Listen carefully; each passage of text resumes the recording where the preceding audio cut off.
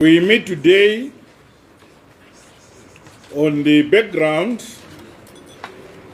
of the robust discussions that characterized our last session of the Politburo. That meeting resolved that we invite critical ministries of our government to give the party detailed update reports on the critical issues which affect the day-to-day lives of the generality of our people. Accordingly, the Minister of Transport is expected to make a presentation on the state of the transport sector today and the railway network in particular. Other pertinent matters, such as our state of preparedness for the 22nd National People's Conference to be held in Mutare under the theme and I quote, Attainment of Vision 2030 through economic empowerment and value addition, end of quote, will be considered. This meeting precedes the Central Committee meeting scheduled for tomorrow. I expect that the requisite preparations have already been done.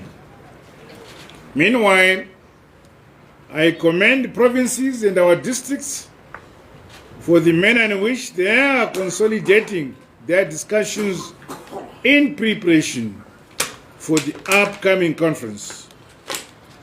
I am pleased that the party machinery is demonstrating concerted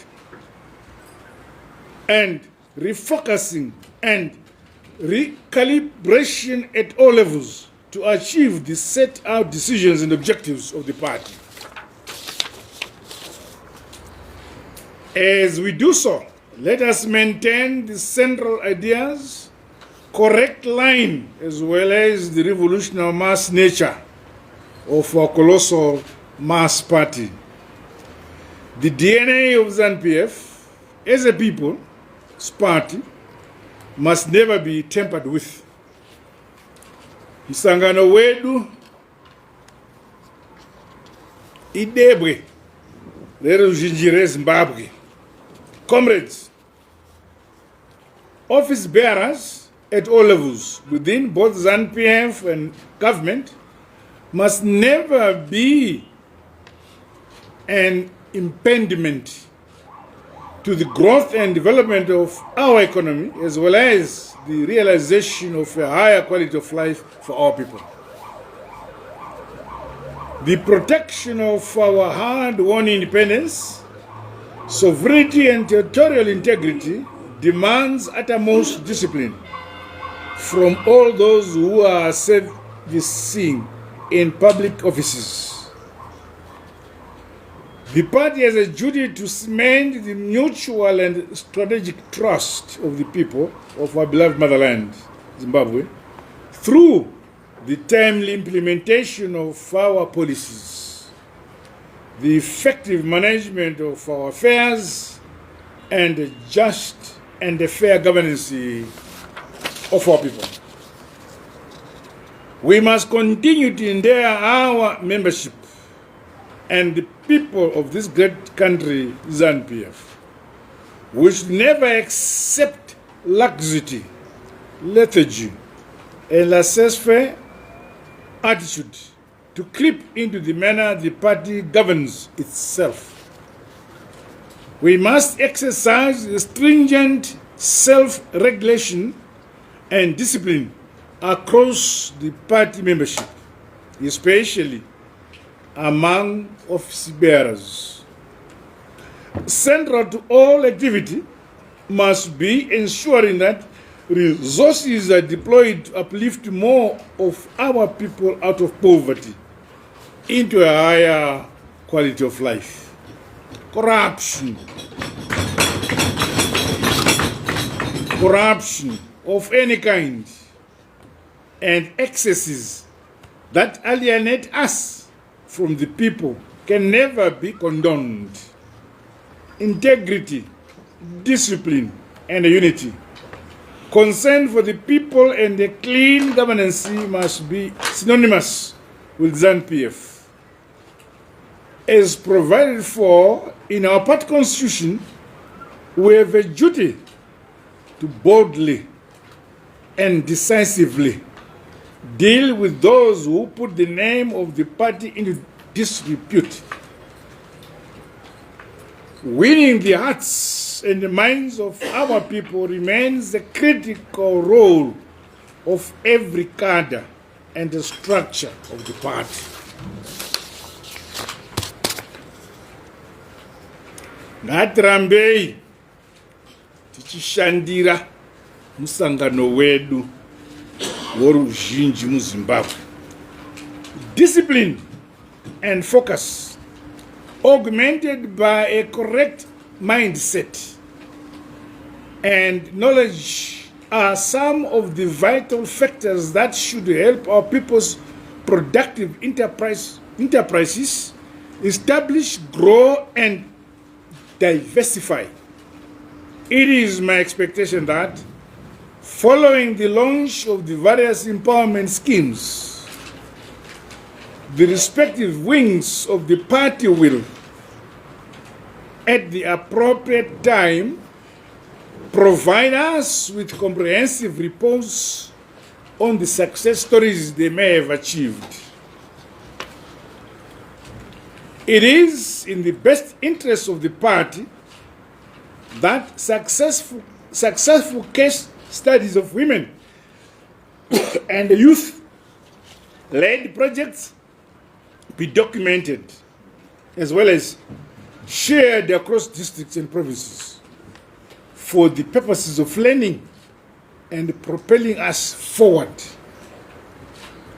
Semusangano tinoda kuona ma-project eruzhinji rweZimbabwe achibudirira village by village, ward by ward, district by district, and province by province.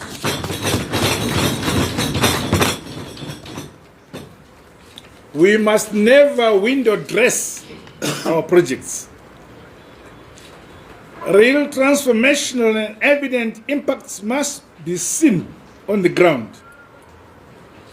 United at heart, in mind and vision with our people. Vision 2030 is achievable. There is no going back, comrades.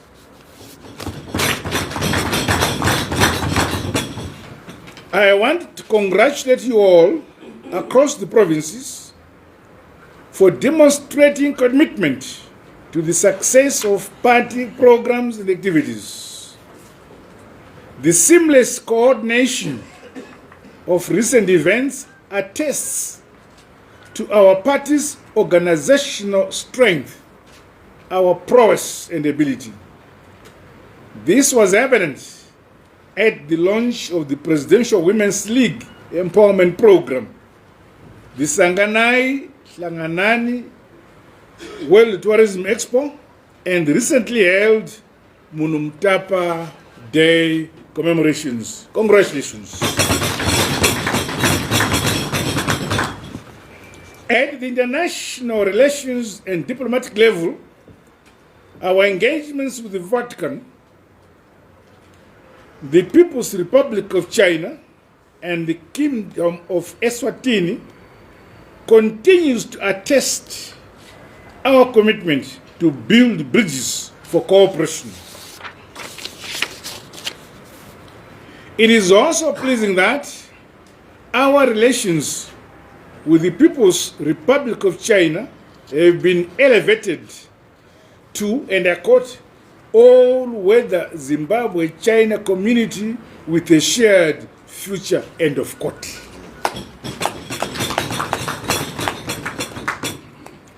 I thus challenge both the party and government departments, as well as the private sector, to take bold steps and initiatives towards drawing down wealth creation and empowerment opportunities from this remarkable development for the benefit of our people and our economy. On behalf of our revolutionary mass party, ZANU-PF, our government and the people of Zimbabwe, I wish to welcome the ongoing endorsements by progressive nations across the world of our bid for the 2027 to 2028 non-permanent seat in the United Nations Security Council. Again, congratulations. Zimbabwe stands ready to play its part towards strengthening multilateralism, fostering international peace and security, and a just and fair global governance architecture.